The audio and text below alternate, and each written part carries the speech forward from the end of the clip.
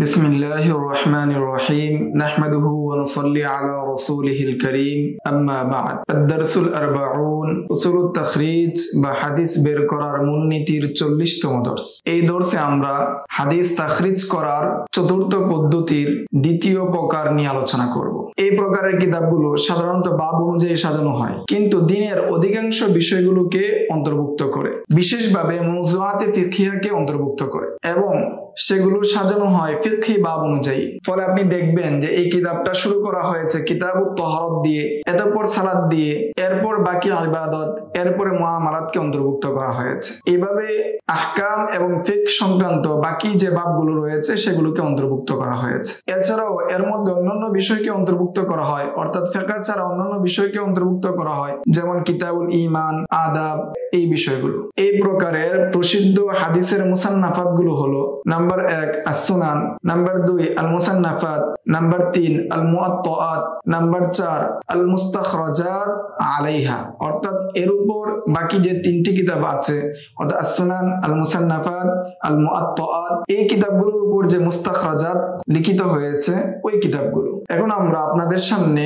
সুনান সম্পর্কে কিছু আলোচনা করব। এর মধ্যে 1 নাম্বার কিতাব হলো কিতাবুস সুনান। এই সুনানের পরিচয় হলো, মুহাদ্দিসিনদের পরিভাষায় সুনানের কিতাব বলা হয় ওই সমস্ত কিতাবকে যে সমস্ত কিতাব ফিকহের বাব অনুযায়ী সাজানো হয় এবং সেই কিতাবের মধ্যে হাদিসে মারফুআ অন্তর্ভুক্ত হয়। এছাড়া অন্যান্য যে হাদিসগুলো রয়েছে যেমন মাওকুফ এবং মাকতু, সেগুলোকে অন্তর্ভুক্ত করা হয় না, কেননা মাওকুফ এবং মাকতু তাদের পরিভাষায় এটাকে সুন্নত বলা হয় না, হাদিস বলা হয় কিন্তু সুন্নত বলা হয় না। আল্লামা কাত্তানী রাহমাতুল্লাহি আলাইহি আর রিসালাতুল মুস্তাতরাফা কিতাবে তিনি সুনানের পরিচয় দিতে গিয়ে বলেন যে সুনান হলো ওই সমস্ত কিতাব যে সমস্ত কিতাব ফিকহি বাব অনুযায়ী সাজানো হয়, যেমন ঈমান, তারপর তাহারাত, তারপর সালাত, তারপর যাকাত, এভাবে শেষ পর্যন্ত। তার মধ্যে কোনো মওকুফ হাদিস থাকে না, কেননা মওকুফ হাদিসকে মুহাদ্দিসগণের পরিভাষায় সুন্নত বলা হয় না, বরং সেটাকে হাদিস বলা হয়। আল্লামা কাত্তানী রাহমাতুল্লাহি আলাইহি বলেন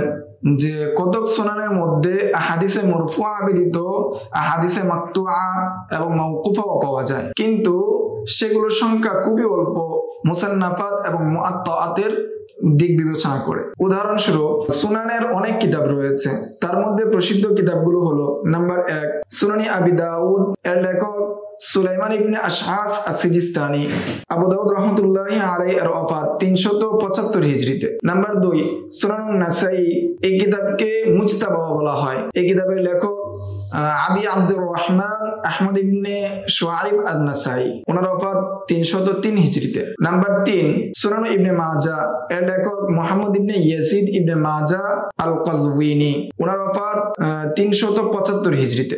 নাম্বার 4 সুনানুশ শাফিঈ, এই কিতাবের লেখক মুহাম্মদ ইবনে ইদ্রিস আশ-শাফিঈ, ওনার ওফাত 204 হিজরিতে। নাম্বার 5 সুনানুল বাইহাকী, কিতাবের লেখক আবু বকর আহমদ ইবনে হুসাইন আল-বাইহাকী, ওনার ওফাত 458 হিজরিতে। নাম্বার 6 সুনানুদ দারাকুতনি, এই কিতাবের লেখক আলী ইবনে ওমর আদ-দারাকুতনি, ওনার ওফাত 385 হিজরিতে। নাম্বার 7 সুনানুদ দারিমি, এই কিতাবের লেখক আব্দুল্লাহ ইবনে আব্দুর রহমান আদ-দারিমি, ওনার ওফাত 255 হিজরিতে। এই সমস্ত সুনানের কিতাবগুলো অধিকাংশই মুদ্রিত হয়েছে আলহামদুলিল্লাহ। এর অধিকাংশ কিতাবগুলো অনেক মাকতাবা থেকে ছাপানো হয়েছে। তন্মধ্যে থেকে একটি সুনানের কিতাবের আমরা কিতাবগুলো উল্লেখ করব, যেভাবে আল জাওয়ামি এর কিতাবগুলো থেকে যে সহিহ বুখারীর যে বাবগুলো আমরা উল্লেখ করেছি, তেমনি ভাবে সুনানে আবি দাউদের বাবগুলো আমরা উল্লেখ করব, যাতে করে একজন পাঠক বুঝতে পারেন যে সুনানের কিতাবগুলো কিভাবে সাজানো হয়ে থাকে। উসুলুত তাখরিজ ও দিরাসাতুল আসানিদ কিতাবে